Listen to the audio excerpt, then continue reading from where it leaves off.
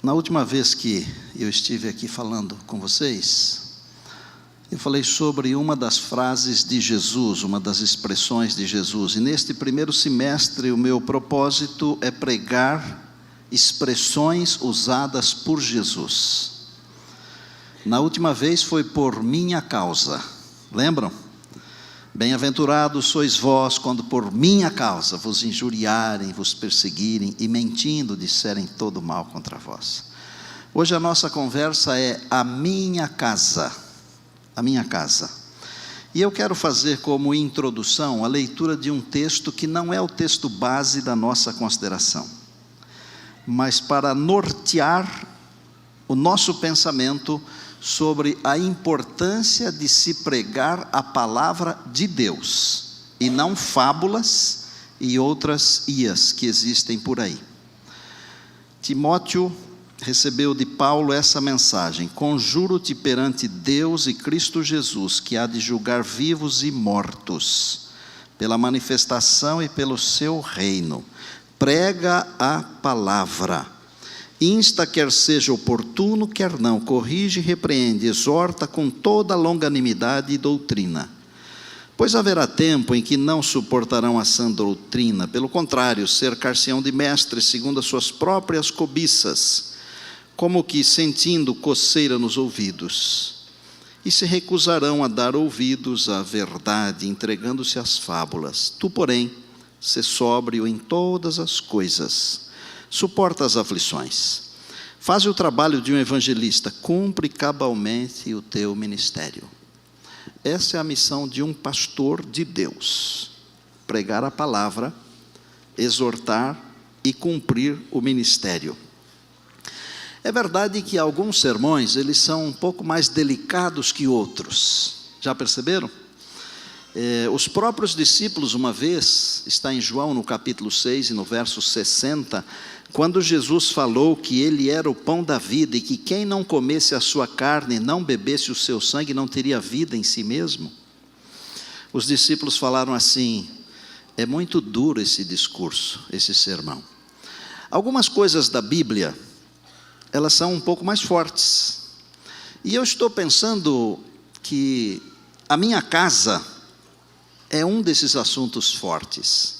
Mas eu prometo a você que vou traduzi-lo numa linguagem gostosa, amável, e nós todos seremos abençoados. E o povo de Deus diz o quê? Amém. Então vamos pegar a palavra de Deus. Mateus capítulo 21. Lembrando que o tema é a minha casa. A minha casa. Casa de Deus. Será que Deus vela por sua casa? Vela. Será que Deus cuida de sua igreja? Cuida. Deus cuida de nós. Mateus capítulo 21, por favor, nós vamos ler a partir do verso de número 12. Mateus capítulo 21, se encontrou, feche os olhos. Senhor, como nunca dantes, estamos tão perto da volta de Jesus.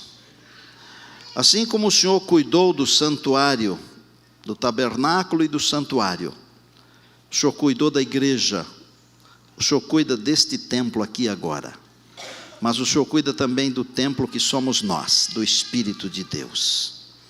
Eu peço humildemente que a Tua palavra fale ao nosso coração, e que não seja a palavra de um homem aqui, mas de um anjo de Deus.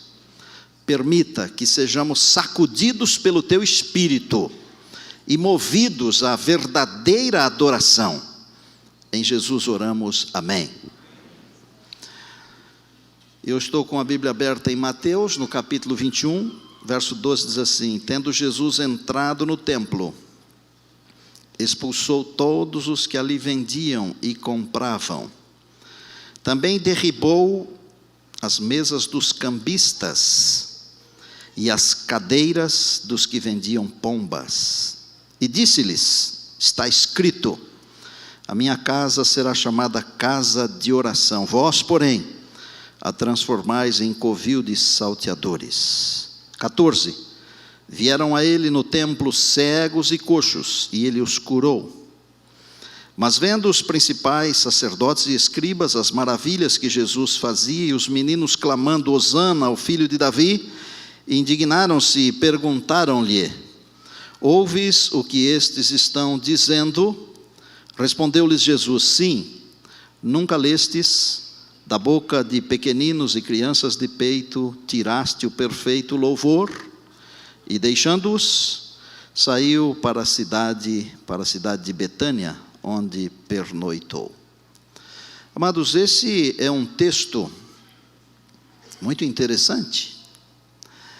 Esta foi, na verdade, a segunda purificação do templo que Jesus fez. Jesus fez duas purificações, uma no começo do seu ministério, que não é relatada pelos evangelhos sinóticos, nem por Marcos, nem por Lucas e nem por Mateus, mas é registrada por João, a primeira.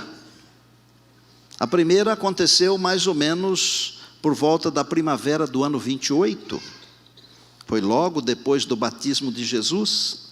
João apenas relata a primeira purificação do templo, está no capítulo 2, mas esta que nós acabamos de ler é a segunda, no final do ministério de Jesus. E eu queria que você me acompanhasse, eu quero ler aqui um trechinho que eu tirei de um livro chamado A Vida de Jesus. É um livro muito conhecido, muito amado, muito respeitado, de uma escritora norte-americana que eu reputo ser inspirada por Deus, Ellen Goldwhite. Na página 89, ela fala assim, no dia seguinte, Jesus entrou no templo.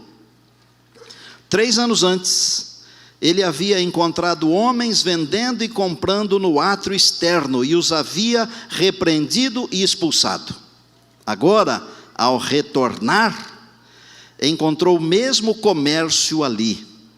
O átrio estava cheio de bois, ovelhas e aves, que eram vendidos aos que desejavam oferecer sacrifícios por seus pecados. Os que se ocupavam desse comércio praticavam extorsão e roubo de toda espécie, e tal era a balbúrdia e o alvoroço do lado de fora, que os adoradores eram seriamente perturbados. Do que é que estamos falando, irmãos? Estamos falando de uma feira, estamos falando de um comércio dentro da casa de Deus. Quando comecei a preparar este sermão, eu pensei em trazer aqui um chicote, mas eu decidi não trazê-lo, porque você só se lembraria do chicote, e o que é mais importante aqui não é o chicote, mas como nós temos a tendência de pensar certas coisas, e quase sempre pensamos o que não é o melhor, o chicote não veio. O mais importante aqui, amados, é que aquele povo, eu estou falando daquele povo, hein? Se sobrar para você e para mim, pode ser que sobre. Aquele povo havia perdido de vista o objetivo do templo. Aquele povo havia perdido de vista o objetivo da adoração. Aquelas coisas que eles vendiam eram importantes. Por quê? Porque as pessoas precisavam oferecer sacrifícios, animais, aves. As moedas que eles trocavam ali no templo, era importante aquilo. Por quê? Porque não eram aceitas moedas estrangeiras no gasofilácio, nas salvas de ofertas daqueles dias. Os pombinhos que eram vendidos, as pessoas mais humildes ofereciam como sacrifício. Agora, não era pecado vender os pombinhos, trocar as moedas, não. O pecado é que os líderes se utilizaram disso daí para extorquir o povo de Deus.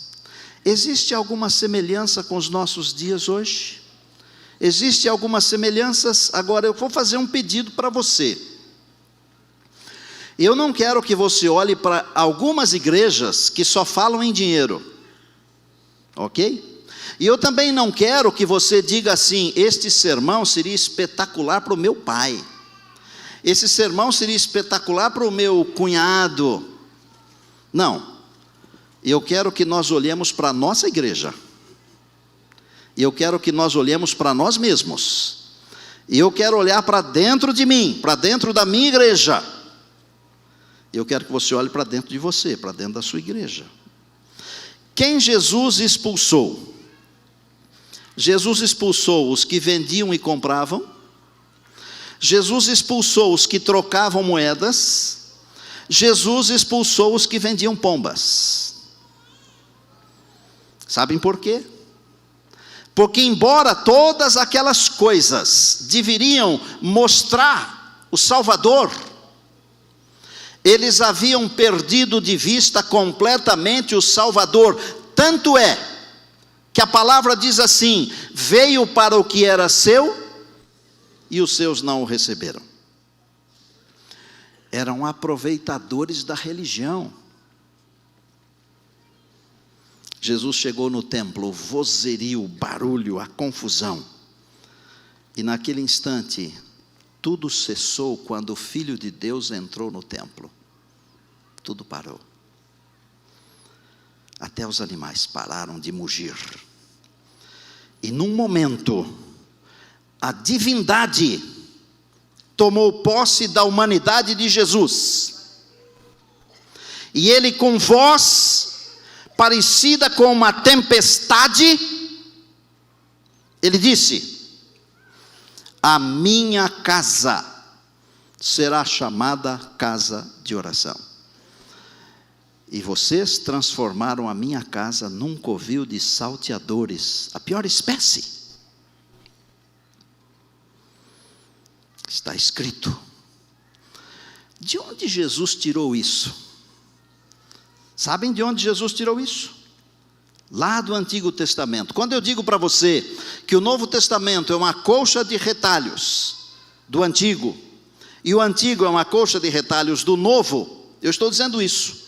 Jesus foi lá em Isaías, no capítulo 56, versos 6 e 7, onde, inspirado por Deus, o profeta, falando em nome de Deus, ele diz assim: todos aqueles que vêm para o meu templo serão enchidos com a alegria do Senhor, e eu os receberei na minha casa, porque a minha casa será chamada casa de oração para todos os povos.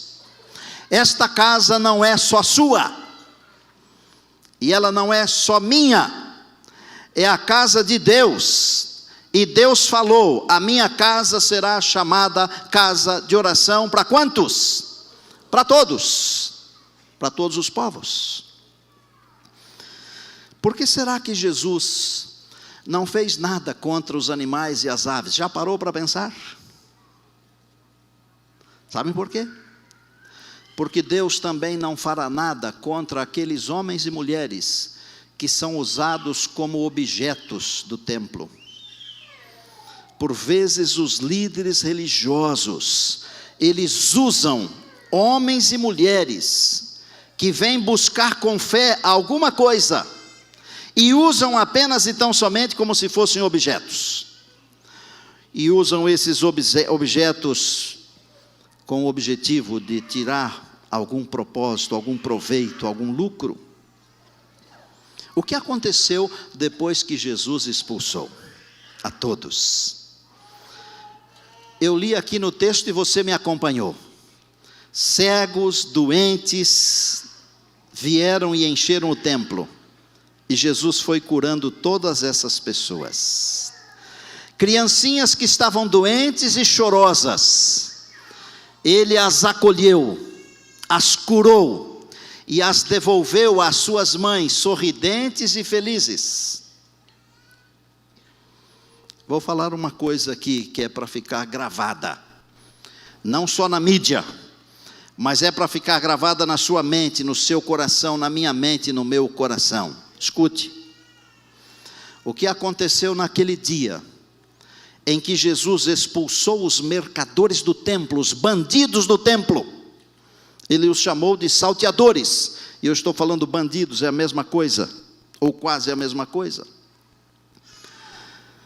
O que aconteceu naquele dia?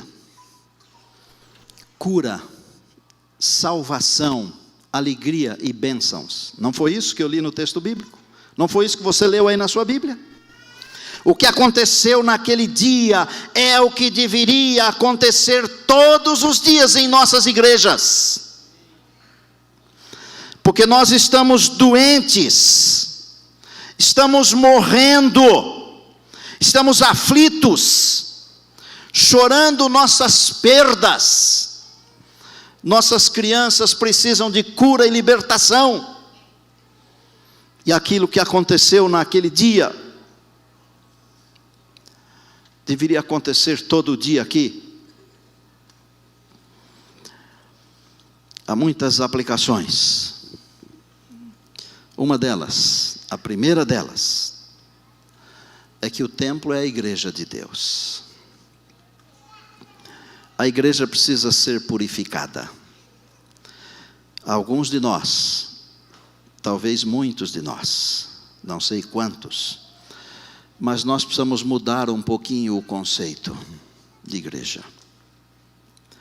Nós não temos mais respeito pela igreja de Deus. Se eu estiver mentindo, você pode me dizer: eu estou mentindo? Se vocês andassem aqui dentro dessa nave, que é uma das mais lindas do mundo, eu não disse a mais linda, eu disse uma das mais lindas. Depois de todos os cultos de sábado, você iria encontrar algumas coisas jogadas por aí, como se isso aqui não fosse a casa de Deus. Gente, desde potinhos de iogurte, papel de bala de chiclete, eu não vou nem falar, né? Eu não vou falar, por exemplo, que quando alguém esquece alguma coisa aqui dentro, de repente desaparece. Não vou falar, porque aqui já desapareceu tanta coisa. Tanta coisa. Nós perdemos o respeito pela casa de Deus. Eu tenho a impressão que um dia desses Jesus vai entrar por aquela porta lá, com o seu chicote, e vai mandar tirar algumas coisas daqui de dentro. Antes que ele venha e faça isso, vamos criar consciência de que esta aqui é a casa de Deus, onde Deus se propõe a abençoar, salvar, curar, restaurar e etc. e tal. Amém? A igreja precisa ser purificada. É preciso limpar o templo, não só de sua sujeira, que é considerada lixo, mas do lixo espiritual. Amados, eu vou tocar num ponto aqui agora, que se doer um pouquinho, nós temos anestesia aí também. Porque a outra aplicação é que o templo é o nosso corpo. Em 1 Coríntios 6, a Bíblia diz que o nosso corpo é o templo de Deus. Nosso corpo, como templo de Deus, precisa ser purificado. O que eu vou falar que pode doer é o seguinte: aquilo que não serve para trazer aqui dentro do templo de Deus, não serve para ter dentro do templo do corpo. Não sei se vocês estão entendendo o que eu estou dizendo. Aquilo que não dá para eu usar no sábado, não dá para eu usar por aí. As palavras que eu não consigo falar aqui dentro, porque eu me sentiria envergonhado, envergonharia vocês, eu não devo falar ali fora. Os atos que eu acho que não posso praticar aqui dentro, eu não devo praticar ali fora, porque o templo que precisa ser purificado, também é esse aqui. E quando todos esses pequenos templos forem purificados, e nós nos reunirmos no grande templo, o grande templo estará purificado. Aleluia! Diga glória a Deus. Naqueles dias, não hoje, o culto havia se tornado uma desculpa para o comércio fraudulento. Os animais eram vendidos a preços exorbitantes. O culto era apenas uma desculpa para se tirar vantagem. Sabe que as pessoas de hoje também buscam tirar vantagens. Na verdade, buscam a Deus quando precisam. Quando não precisam mais de Deus, jogam a Deus no lixo. A grande pergunta que muitos não têm coragem de fazer, mas sentem no seu coração e na sua mente é: o que eu ganho em servir a Deus? Amados, nós devemos servir a Deus não para ganhar alguma coisa, porque o mais importante de tudo nós já ganhamos. Primeiro Deus nos deu. Não é preciso servir a Deus para ganhar. As pessoas que estão sendo enganadas nesse sentido é porque não conhecem Deus, porque primeiro Deus deu. O texto bíblico diz assim: Deus amou ao mundo de tal maneira que deu. Acabou. Deus deu. Você não precisa servir a Deus para ganhar as coisas. Mas a ideia de hoje é que eu tenho que levar vantagem. Os líderes daqueles dias dificultavam a aproximação do adorador daquele que deveria ser adorado. Eles colocavam viés, gargalos, entendem o que eu estou dizendo? Cercas, obstáculos. Em alguns aspectos, alguns de nós também colocamos obstáculos, cercas. Estou falando de igreja como um todo. Eu não estou tratando de um caso específico, porque alguém pode pensar assim: acho que ele está falando de mim. Eu não estou falando de você, eu estou falando de nós todos, de igreja. Lembram das indulgências da Idade Média? Cercas. Que diríamos do espírito capitalista de hoje? Deixamos de pregar um Jesus holístico que salva o ser todo. Como a gente diz, o ser humano é uno e indivisível, Jesus salva o todo. Para pregar um Jesus financista. Sabiam? Para pregar um Jesus economista, que vai dar riquezas aos seus fiéis.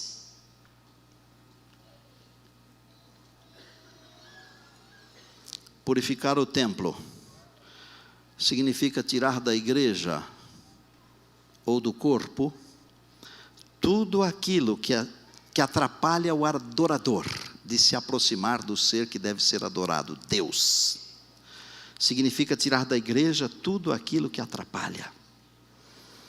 Purificar o templo significa tirar da nossa vida aquilo que nos atrapalha. Eu diria que a igreja hoje ela passa por um momento muito triste, porque é muito semelhante aos dias de Jesus. São líderes que não ensinam a verdade, que não ensinam as verdades do Evangelho. E olha, eu vou dizer para vocês com toda a sinceridade, a tentação de pregar um sermão que só agrade aos ouvidos das pessoas é sempre muito grande. Mas eu não fui chamado para pregar sermões que agradem aos ouvidos. Eu fui chamado para pregar sermões que tocam o coração e que transformam as pessoas. Porque mensagens que só agradam os ouvidos, elas não têm poder. Precisamos pregar Cristo. Precisamos pregar a palavra. Deveríamos ter em mente ao virmos para a igreja aquilo que aconteceu com o profeta Isaías, que está no capítulo 6. Vocês lembram? Quando Isaías foi ao templo, logo depois da morte de Uzias, o rei, ao ele adentrar o templo, ele viu o Senhor. Amados, não venham aqui para me ver. Claro que eu tento me vestir adequadamente para vocês, me perfumar, me cuidar. Até o paletó ficou um pouco mais amplo, graças a Deus. Mas não é para me ver que você vem aqui. Você vem aqui para ver Deus. Glória a Deus. tem que vir aqui para ver Deus, e temos que ver Deus. Isaías viu, as abas de suas vestes enchiam o templo ficou cheio de fumaça. Os serafins, com 6 asas, 2 cobriam o rosto, 2 os pés. O que será que significa cobrir o rosto e cobrir os pés, hein? E com 2 voavam. Será que significa reverência, Dogrinha? Reverência. O que eles diziam, pastor Braga? Santo, santo, santo é o Senhor nosso Deus. Isaías se sentiu murcho. Amados, antes de sermos abençoados, antes de sermos tocados pela brasa viva do altar, precisamos murchar diante da presença de Deus. Isaías falou assim: lascou tudo agora, estou perdido. Aí o Senhor mandou um anjo, sai lá do altar com a brasa, pá, tocou a boca, purificou. Aqui no templo, se você vê Deus, se você encontra Deus, se você murcha na presença de Deus, Ele faz você vicejar, faz você florescer, e quando Deus faz florescer, não murcha nunca mais.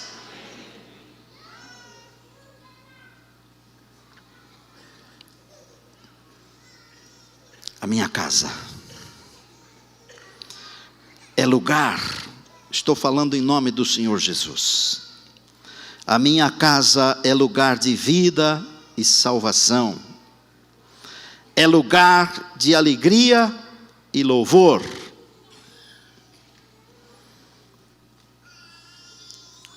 Foi o que aconteceu quando Jesus purificou o templo. Vida, salvação, alegria e louvor. Nem os líderes entenderam. Os líderes queriam que as crianças parassem de cantar. E Jesus falou: vocês não leem a Bíblia não? Está escrito lá que são as criancinhas que produzem o perfeito louvor. Por isso Jesus nos convida a sermos como criancinhas. Eu vou fazer uma afirmação aqui para terminar. Quero que você grave isso.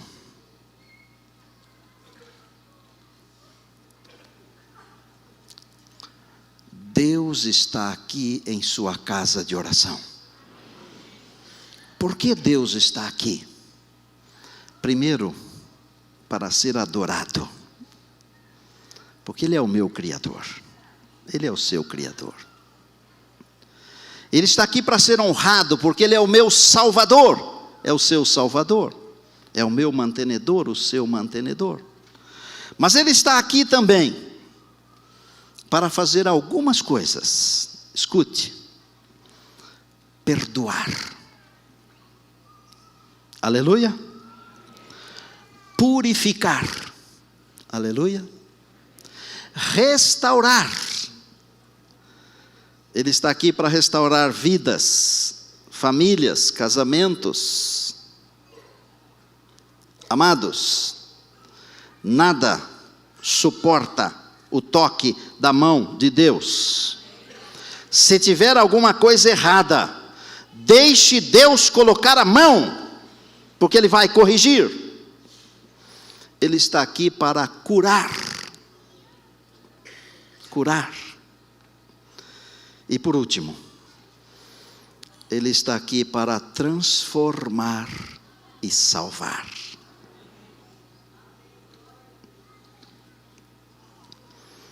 Você está pronto para ser tocado? Para ser perdoado, purificado, restaurado, curado, transformado, salvo? Esse é o lugar. Que a minha casa será chamada casa de oração para todos os povos. Maestro Turibe, eu não combinei com você. Não sei nem se é possível. Mas eu gostaria de ouvir vocês cantarem de novo aquela música. É possível? Agora, ele se levantou, é porque é. Enquanto eles estavam cantando, eu estava pensando de que Deus, obrigado. de que Deus tem um prazer assim quase que inenarrável, quando seus filhos e filhas demonstram confiança nele.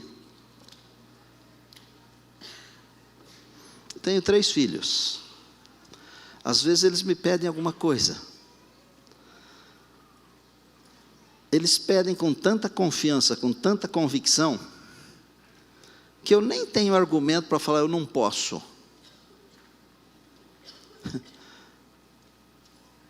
Deus é muito melhor do que eu. É muito melhor. Incomparável. Deus tem um prazer tremendo em me atender quando eu demonstro confiança nele. Deus está aqui. Deus está aqui para purificar não somente esse templo aqui, mas também esse templo aqui. Irmãos, num período de tanta pornografia, tanta miséria, tanta corrupção, tanta coisa errada, e parece que o errado é o certo, não parece? Deus está aqui para purificar um povo que está se preparando para muito em breve se encontrar com Ele nas nuvens dos céus. Enquanto eles cantam, se você quiser vir aqui perto do altar, vem aqui. E depois nós vamos terminar com uma oração, agradecendo a Deus, porque Ele já fez em nós, agora, o que precisava ser feito hoje. Amém? Então, se você quiser vir aqui perto, você pode vir, fique à vontade.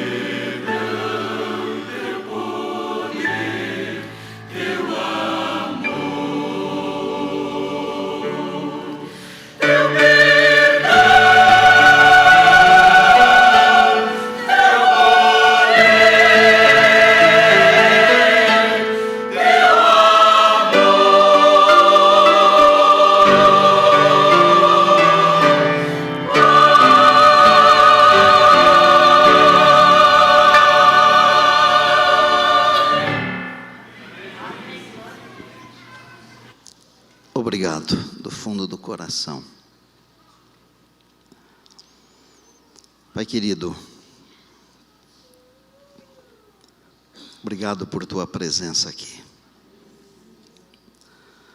Obrigado porque nos ensinas que depois da limpeza do templo, vem todas as bênçãos da presença do Senhor. Está a tua igreja, Pai. Ajuda-nos, por favor.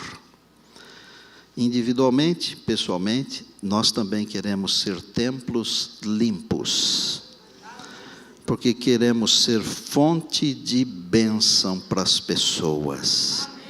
E só seremos fonte de bênção se a presença do Senhor inundar por completo o trono do nosso coração. Ouve a nossa prece, aceita a nossa adoração, por favor, meu Deus.